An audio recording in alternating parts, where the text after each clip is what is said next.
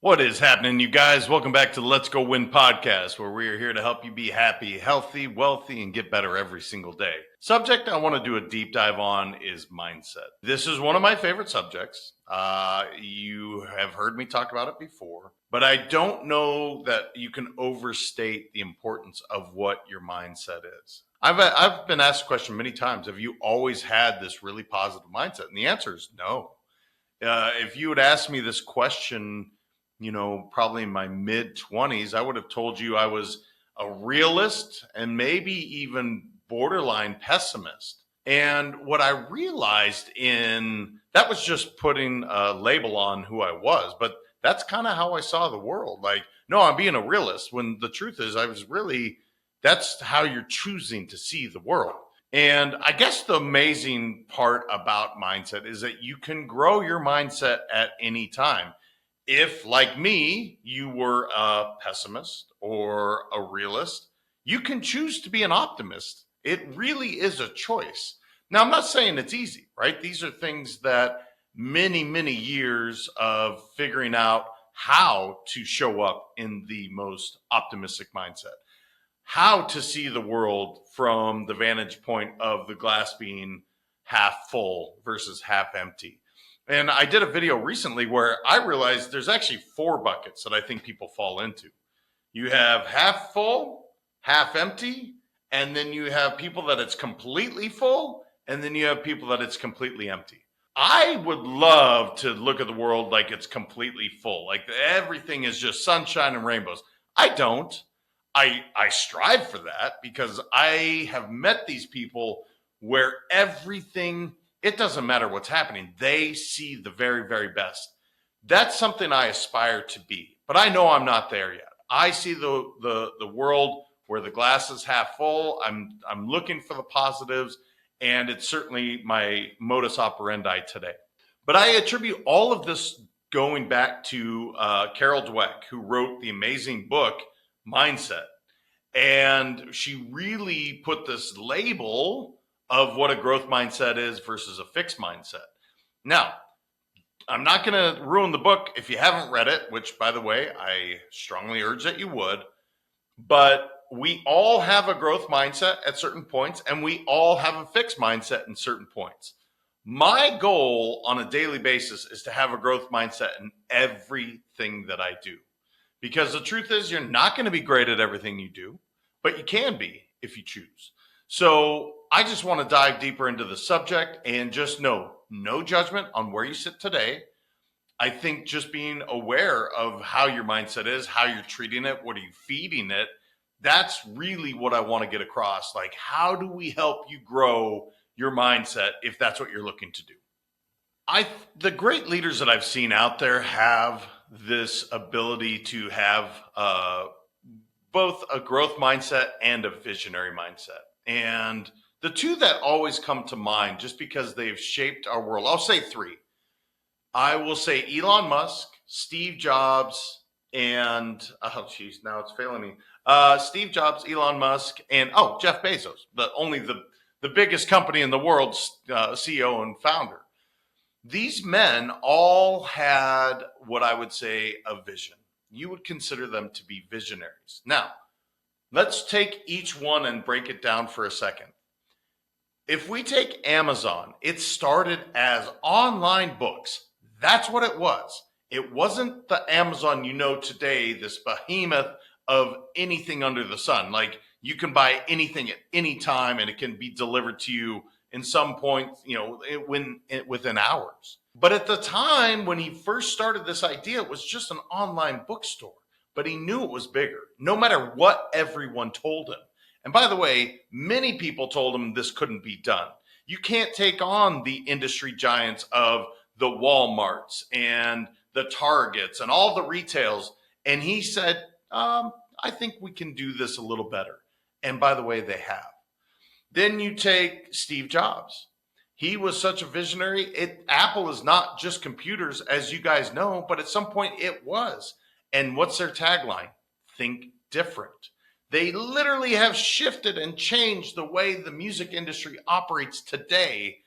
And that was really Steve Jobs' vision to say, we're going to think differently about this.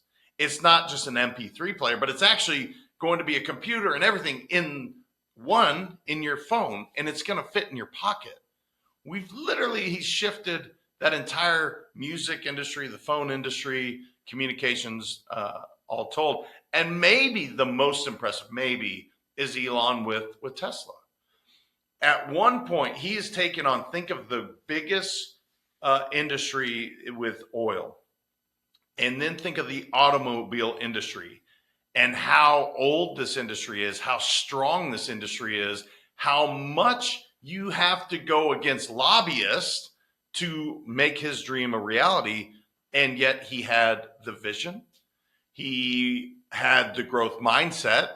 This wasn't the easy path, right? This guy is so brilliant. He could do anything he wanted, but he had a vision, and he decided that he's going to follow it, no matter what people said to him. So I think that's 3 great examples of leaders that have incredibly strong mindsets. Now, there's unfortunately many, many more examples of people that limit their mindset, and that's why you don't hear about them being the great leaders like these 3 men that I talked about. So I find it fascinating to look at the different leaders around the world and really say, what's the difference between them and everyone else? And at the end of the day, it's going to come down to their mindset. Because here's the other thing. It's not like Elon Musk is not on Einstein's IQ level. That's not why he's very smart. Don't get me wrong, but he's not like a genius, but he surrounds himself with geniuses. He has the vision and the passion and the drive to go change these industries. So it's not that they're smarter than everyone else, but they do have a growth mindset. So as a leader, if you're sitting here right now and you're like, well, I'm not growing the way I want to, let's take a look at your mindset first and foremost. The most important thing to have from a toolkit, from a skill set to improve your mindset is self-awareness.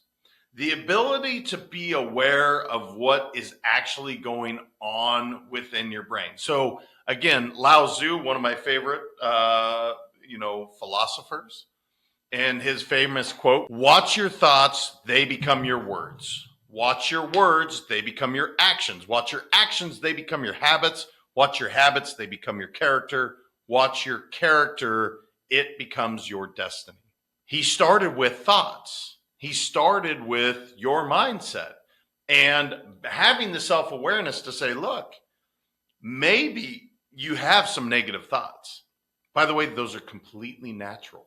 We all have them, but it's the ability to be aware of what you're thinking and focus on maybe the more positive thoughts so that you don't believe all this negative stuff. Now, here's some of the challenges that you have. You are surrounded by media, social media.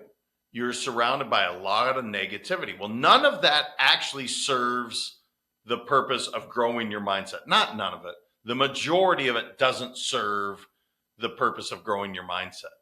So one of the biggest skills we want to have as leaders, as people growing as individuals, is this self-awareness, is to really watch, what am I thinking? And then let's focus on the positive. Let's focus on something that's actually going to drive forward the agenda versus all the other negative noise. So your ability to slow down and just be aware of your thoughts, that is the biggest key to you growing your mindset. Some tools that you can use, just start to meditate. Slow down for 10 minutes, 20 minutes, 30 minutes a day, and just be aware of your thoughts. No judgment. You're going to have good and bad. They say about 40 to 60,000 thoughts go through our brain on a typical day. Well, guess what? Some are going to be really negative. Some are going to be really positive. But the ability to grab a hold of those positive ones and continuing down that path, that's going to allow you to really grow your mindset. So just know, if you don't come by it naturally, neither did I. I learned to be more self-aware of what my thoughts were. One of the challenges I see people really battle when they're working on this is life happens. They're going to have negative things that happen. And so it's really your ability to not be surprised by it and actually have a game plan. So, for instance, if something really, really negative were to happen to me, again, I talk about my dad. That's probably the best example. It's awful. Lost my dad, and now I need to, or I would like to function. I want to function with as positive a mindset as I can. And it's just negativity, right? Because your whole world is just collapsed. So I've watched people going through a divorce, same idea. Or most recently, my son just went to college, which some parents celebrate. That was not the case for me. Like, it's been really painful because I'm so close to my son. And so immediately it's negative thoughts, and you can worry about all the what ifs and worry about all the bad things that can happen. So what I like to do in those moments is just slow down and grab a pen and paper and just start to write. Because what happens with our minds, we're talking about mindset, they are so incredibly brilliant. They are also incredibly destructive. They go both ways. So we're clear. Like, that's how creative when we're dreaming, we really have these incredibly creative minds. And so what I like to do is just start to write and write and write and write and write and write. And then what happens is now it's no longer stuck in my head. Now it's put onto paper. And now I can start to formulate, well, is that true? Or am I just creating this? And all of that is allowed because now I'm not just sitting there trying to figure it out all in my head, but actually putting it on paper allows everything to slow down. So that's step one for me. Step two is I just start to move, right? Like I'll go for a run, which if anyone knows me, I hate running, but I will just go start to run because I know the moment that I move, positive endorphins are going to happen. More often than not, I'll go lift weights. Maybe I'll grab the gloves and I'll go hit the heavy bag. But the point is to just move the body because, again, it's going to give you the positive biology in your body, which is going to feed some of the dopamine and endorphins and all the positive thoughts. So you wrote, then you move, and then ultimately you come up with whatever your action plan is. So my son's off to college. I wrote, I went and worked out. Now I can come back and think of all the things I'm grateful for, which would be the step number 3. What is the gratitude practice that you have? And listing, or even better, stating 3 things out loud that you're grateful for. You cannot be negative and positive at the same time. It doesn't work that way. You're going to grab a hold of one thing or the other. So if we know that, let's state something we're grateful for and let's ride that wave all the way in. And guess what? When the negativity comes in, we can start all over again. We can write, move, state something we're grateful for. And you can constantly think of being in a boxing match. If negativity hits you, you can hit back with something positive. So utilizing those three tools have been massive for me. The other thing is obviously feeding yourself something positive. Calling somebody that has that mindset that gets you excited is another great tool.